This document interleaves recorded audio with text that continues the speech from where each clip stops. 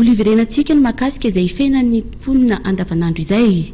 Tsy mitombo ny vidikena eny an-tsena, io no tsikaritra tamin'ny taona 2014 iny sy tamin'ity fiatombohan'ny taona 2017 ity.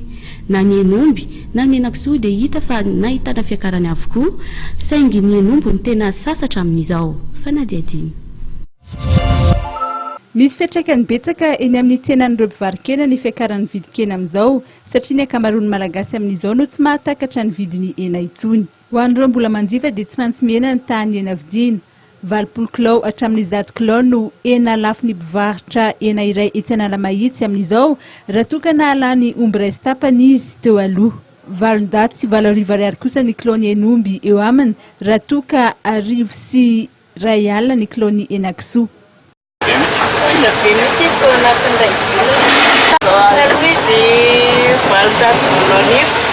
Mety antony eo fa tonga izay fisikan'izay na fahafantarana eo misy zany mevitsy any ampota zo izy maka omby any amin'ny grossiste ny hena be mividy ny olona tsy manam-bola tsony fa ny arivo 500 dia metraika be an'ilay fidiran'ilay fidiram-bola mihitsy zany le izy.